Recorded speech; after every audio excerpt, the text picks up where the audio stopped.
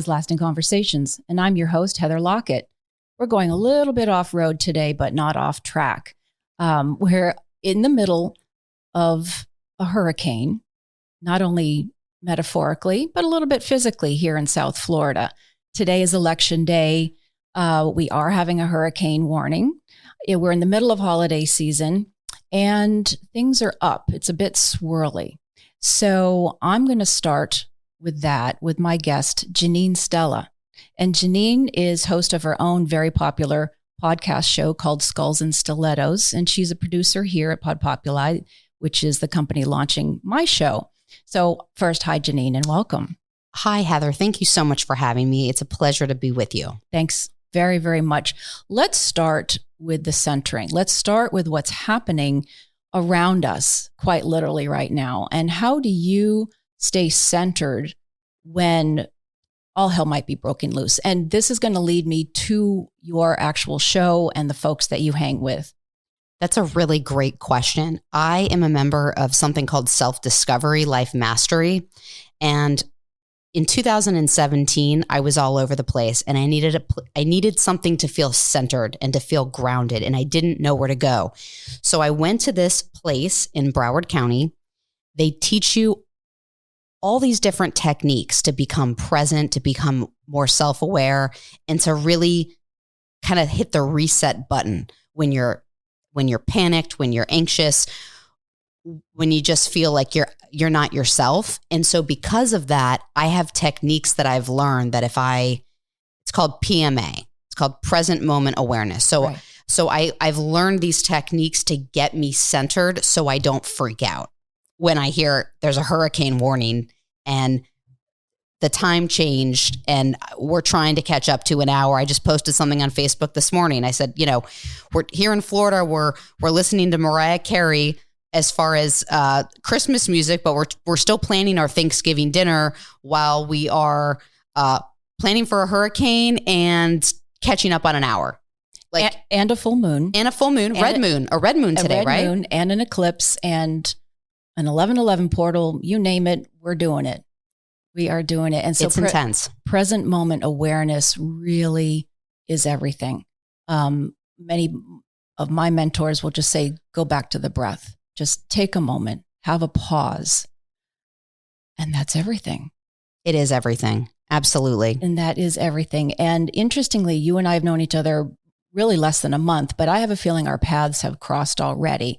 And especially with some of the folks that we might hang out with, doing the vibrational work, the meditation work. I do crystal bowl healings and things like that. So perhaps this present moment awareness has been part of our own path, if you will. And do you want to talk a little bit more about that before we get into your show? I will actually. So I have a really unique story. And the reason I discovered self-discovery as really an answer to what I was seeking was because I got married, and in 2017, I got a divorce, and I was completely lost. I had no concept of where I was, who I was. I was going through a really tough time mentally.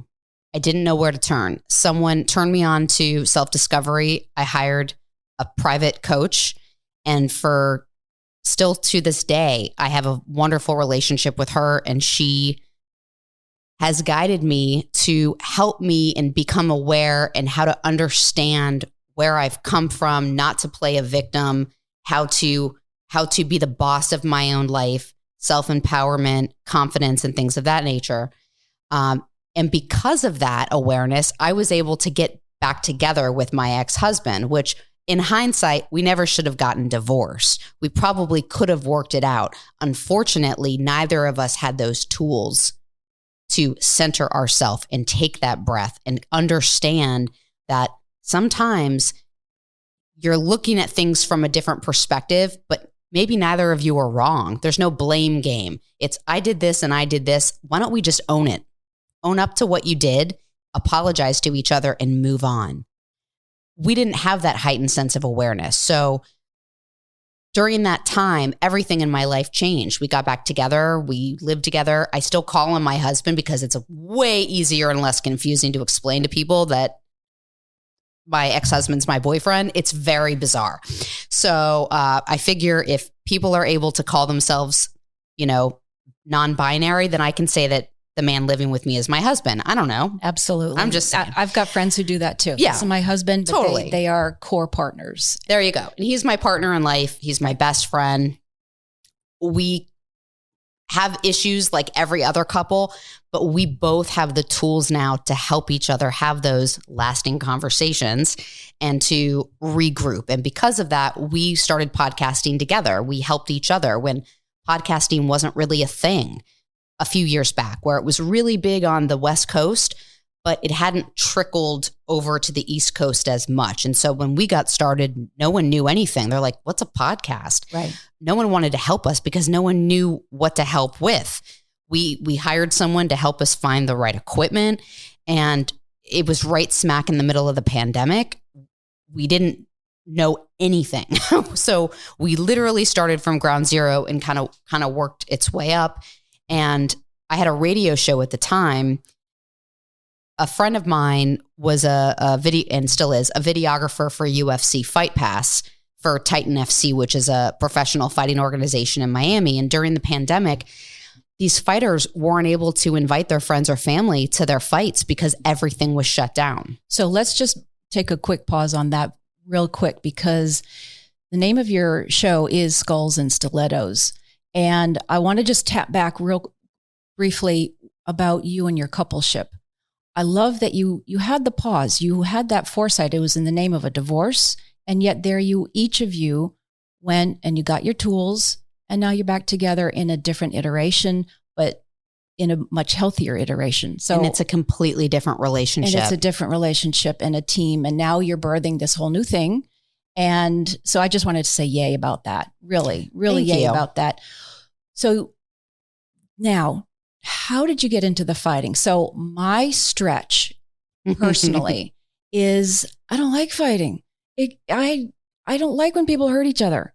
So I'm very curious about your interest in all of this. And so tell me about that.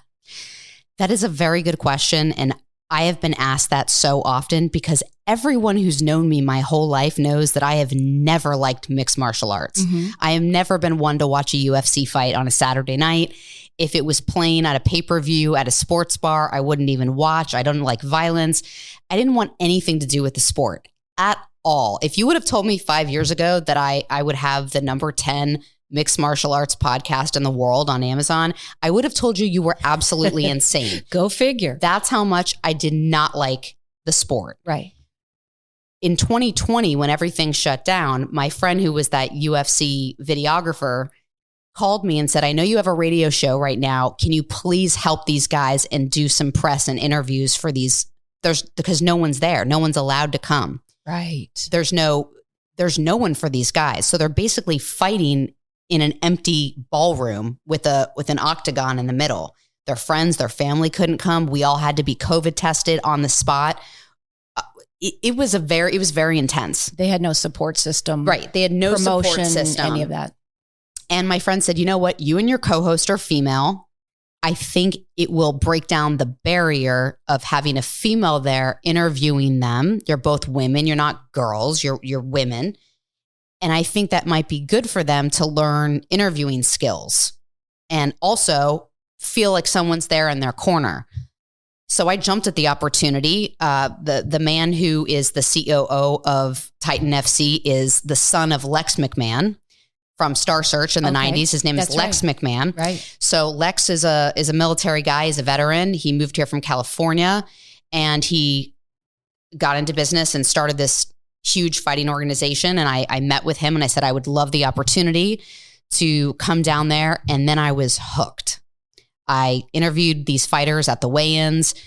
I didn't know anything about fighting. I didn't know what a submission was. I didn't know what a knockout was. I didn't know how you scored. I didn't know why they were in an octagon. I didn't know anything about the sport. And that translated into, all right, Janine, this is what Lex said. He's like, all right, if you're going to come here and be here every single month for these fighters, you need to know what the heck you're talking about. You've got to know the sport. Right. So I did my homework. I watched fights, and I still, every single Saturday night, I'm watching, whether it's a Friday night, a bare knuckle fight, or a UFC fight. And I have a different appreciation for the sport because it is a sport. It's not about violence. And I think that's a misconception and judgment that I had that I think a lot of other people have to this day. I don't understand why people fight. I don't understand why people watch other people get hurt. But it's really not about that. Mixed martial arts is an actual art. These gentlemen and women that participate in the sport have been practicing martial arts, a lot of them, from the time they were 3 and 4 years old, doing jujitsu and Muay Thai and Taekwondo and karate. And those are disciplines. I always think of the Karate Kid, right? It's a discipline. You're doing the same thing on repeat. You're respecting the art of martial arts. And these have been arts and modalities for thousands of years. Exactly. Thousands of years. Thousands of years. It's very disciplined. It's very structured, even though it might seem to a spectator that it's chaotic. It's not. They know exactly what they're doing. They know if they're doing a Muay Thai position. They know if they're doing a jiu-jitsu move. There's people that have brown and black belts and double black belts in jiu-jitsu, which is one of the most challenging martial arts to master. And both male and female, I've gotten to know these fighters, and they train. I mean, they train from the moment they wake up to when they go to bed. What is their passion and their drive? A lot. And that's the interesting story about my podcast. Because I could make up all kinds of assumptions and stories of why people get into fighting. Is it money? Is it this? Broken homes? So many stories and assumptions. But what have you been finding are the people's passions for why they do this? It depends. I think everyone has a story. So that, and hence the metaphor of my show being called Skulls and Stilettos. So it's a metaphor for getting to know someone from head to toe. We all have a skull. We all have feet. Right. But in fighting, there's male and female. There's the duality between the masculine and the feminine. So I wanted to create a podcast that incorporated those two. And we all have masculine and feminine qualities about us. But what's the real concept of why people get up and work 8 hours in a gym and do drills and are constantly training? I've heard stories that would blow your mind from some of these fighters. A lot of them have come over here from other countries. Mm-hmm. They're not able to progress in martial arts in their home country, wherever they're from. A lot of them have grown up on the streets. They grew up with little to nothing tangible. They really don't have much. They've watched their families for generations suffer in the poverty that they're from, and they wanted to change the narrative for their family. So a lot of them come here. They go to some of the best gyms in the world, which are here in South Florida. If you're a mixed martial artist and you're a fighter and you train in Florida, chances are you're going to one of the big gyms. Like there's Sanford MMA, there's ATT Sunrise, there's ATT Coconut Creek. There's all these different gyms, American Combat Club in Boca. And I've only known that because I've gone to these gyms. I've seen where these people train. It is unbelievable. And they really embrace these fighters as a family. They have a culture. It's a different culture. It's just like how a corporation would have a culture for their employees. Right. Gyms have a culture. It's like a sports team. When you belong to a certain gym, if you say, I go to MMA Masters, people know you go to MMA Masters. It's a whole culture. They know who fights there, who's professional, who fights in the UFC, that's part of that gym, who you train with, who your peers are, who you're sparring with to prepare for your fights. Everyone knows everybody in the fighting world. And that's just the reality of it. But it's that whole culture. There's actually a gym in Miami called the Goat Shed Academy, and they're actually doing a Netflix series. I was really blessed to be able to interview the owner. His name is Asim. He is a Muslim American who he was a jiu-jitsu master. He was a mixed martial artist and decided to open a gym in downtown Wynwood in Miami. Mm-hmm. And he will literally let these fighters live in the gym. They have nothing. They come over here from other countries. They don't speak English. He's like, listen, if you want to train, I want to help you. You can live in the gym. You can sleep here. You can use this as your home. And this whole Netflix series that he's creating is about this goat shed culture, about family and about helping each other. And that's what I have found. I don't find that it's a violent sport. Mm-hmm. I find that their why behind what they do, whether it's for their family, their children, a lot of them grew up on the streets and were incarcerated for fighting in America. Mm-hmm. What do you do when you know nothing but fighting in the street? Well, you either get good at it and get paid for it or end up back in jail. So a lot of fighters in America were incarcerated for drugs, for whatever the case may be, but a lot of violence.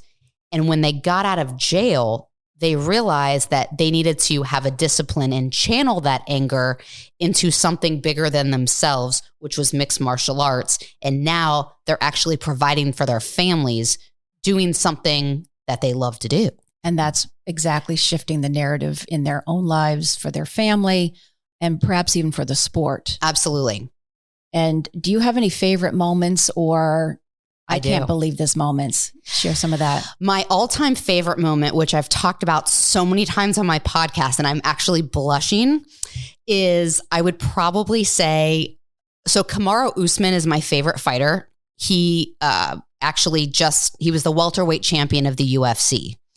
He actually, I say was because he just got beat by Leon Edwards, who actually took the welterweight title. However, Kamaru Usman is, he's called, he's Nigerian. He's sexy. He's good looking. He's arrogant. He's everything a fighter should be. And he's really good at it.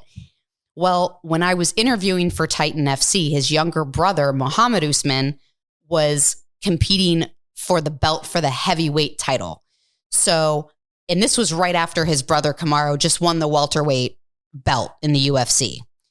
And so I was really excited to interview his brother, but I was also excited. I'm like, what if his brother's in his corner? What if his brother's going to come to his fight? Sure enough, Kamaru Usman walks into the Intercontinental in Miami. I am flipping out.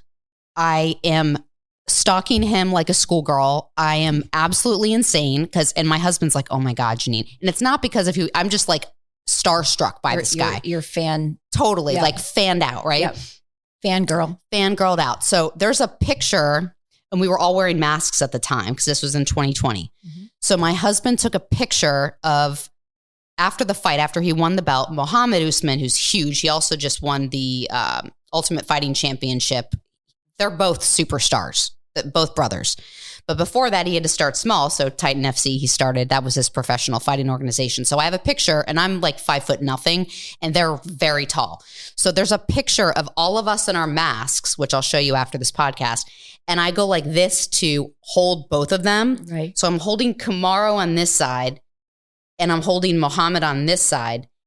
And I'm so short that my hand grabbed Kamaru's ass. The visual of this is hilarious. I was so happy, and I didn't want to let go. And then it hit me that I'm grabbing Kamaru Usman's ass and he could kill me. So then it was like, oh my God, I am so sorry that I grabbed your ass. I remember going, oh my God, Janine, are you serious? Like this really happened? Right. But it makes for great conversation. Fast forwarding all the years later, I thought, oh my God, I'm so sorry. And then I took another picture with him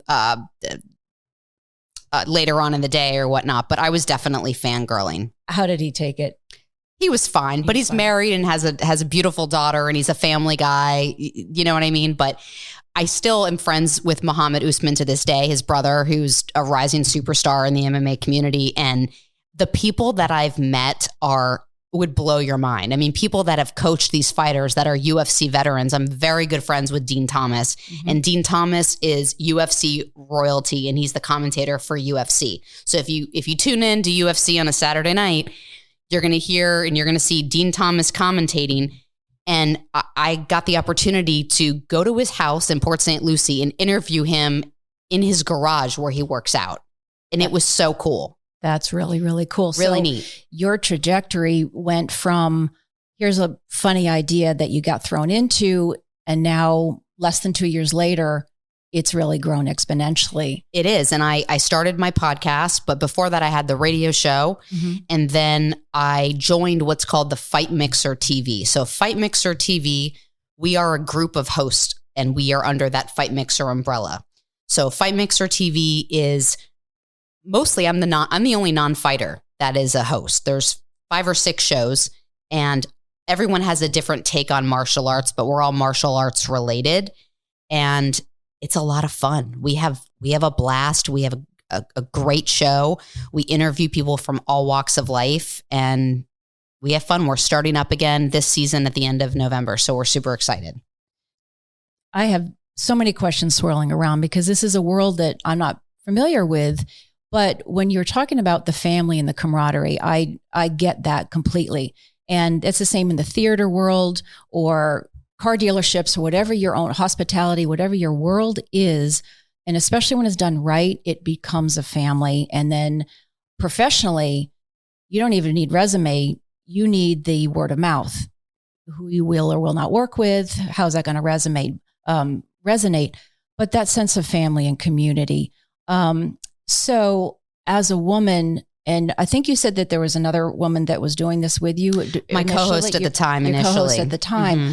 How did these guys mostly, how was that for them? Were you welcome? That's a great question. Yeah. You ask good questions, Heather. Thank you. You're so good at Thank podcasting. You.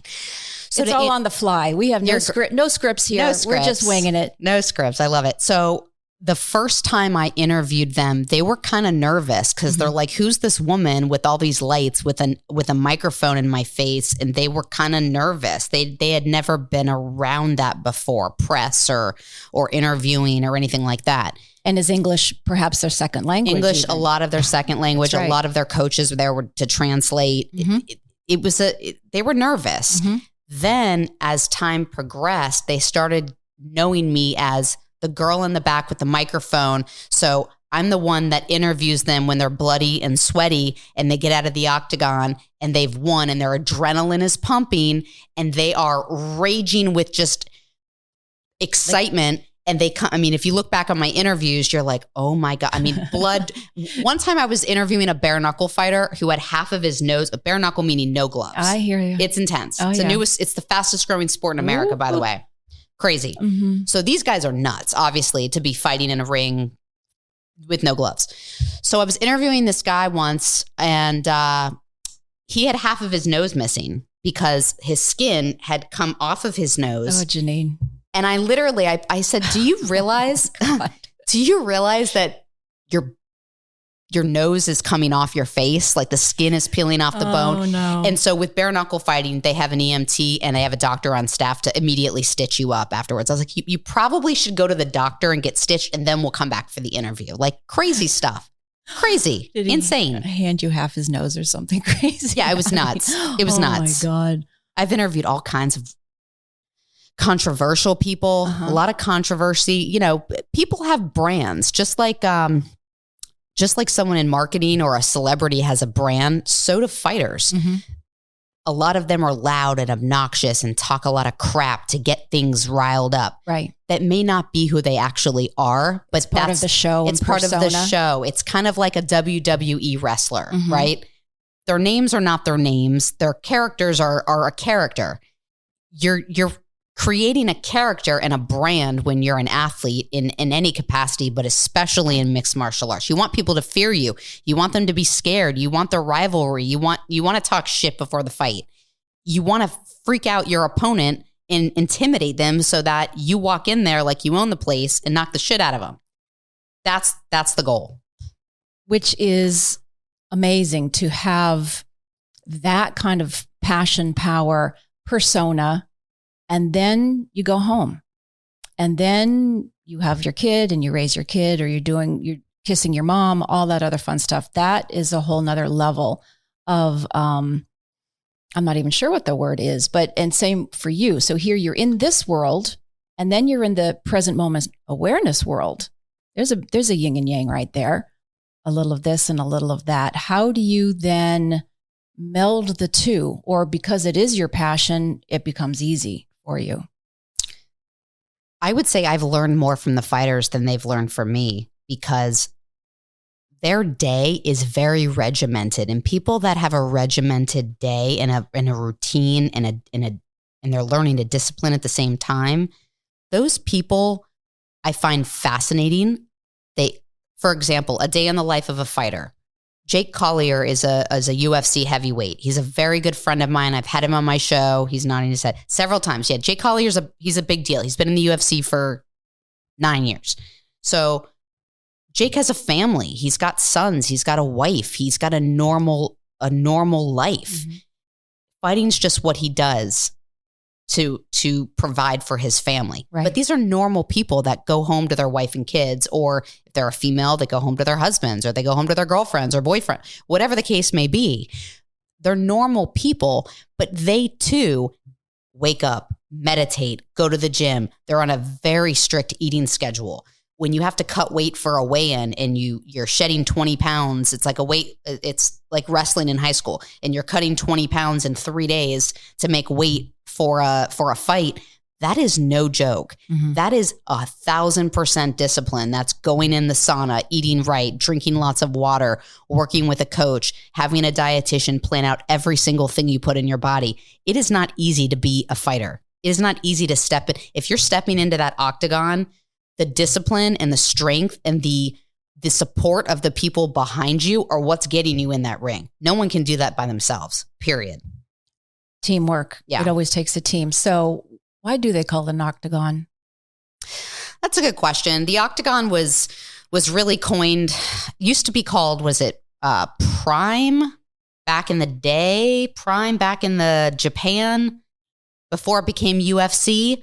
And No, I think it was called Prime, but it stems back from the UFC name got taken over from a Japanese fighting organization. In Japan, everyone knows the Karate Kid. Japan has always been known, and Asia has always been known for martial arts. Mm-hmm. So they took that and they brought it to the United States, and they made it, Dana White, thank God for Dana White, made the UFC a household name and a sport that everyone knows. But not everything's an octagon. The bare knuckle is it's called the square circle for bare knuckle fighting. Okay. The BYB, which is the Backyard Brawler Association. Oh God. They are a bare knuckle fighting organization. They have it's called a trigon. So their ring is shaped like a triangle. It's called a trigon, which makes it that much more difficult. You have no place to hide when you're in a ring and you're punching someone. They're all different. So it's not necessarily always an octagon. That's what they adapted. But different organizations have completely different rings, and they want to trademark that, and some might have a hexagon or whatnot. It just depends on the sport. This is completely fascinating and so outside my comfort zone. So I'm learning something new every day. It's outside of mine as well, so don't feel bad. No, I know. But it's this is what makes the world go round. It really, really does. And is there anything left on the table, left on the mat? What else would you like to share while we're here? So I was approached. Damon Feldman is actually the owner of Celebrity Boxing. So Lamar Odom, who was Kim Kardashian's ex-husband, is actually co-owner of Celebrity Boxing. And I actually, in the height of my game, last year, got the contract to be the official podcast for Celebrity Boxing. Very cool. Which was super cool. That ended because I was working with the Brawler Network at the time, and we all split up. Like, we all just dissipated. So we kind of lost that. But I've remained friends with Damon Feldman.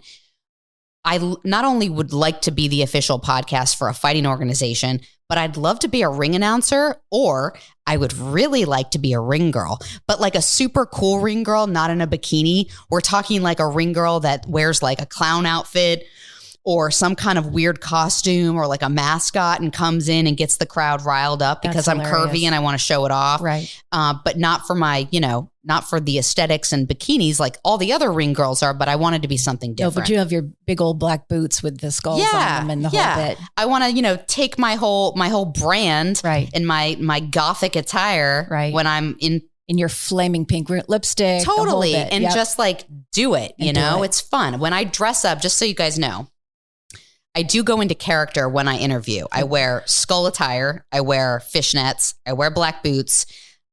I wear I'm really obsessed with sugar skulls. So I'm usually in a red dress or a skull dress. I'm very edgy. It's my persona. Right. So we all have our thing, right? We all have what we like to do.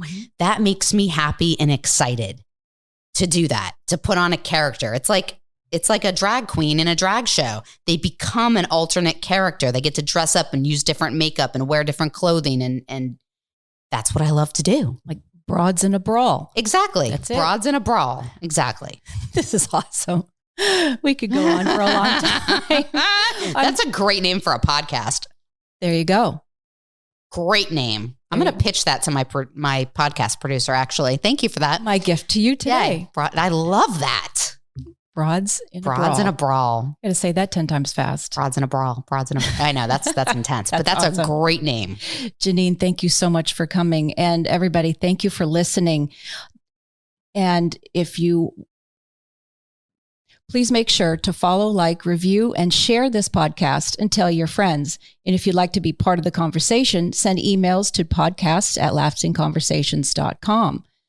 This is Lasting Conversations. We get to the heart of everything.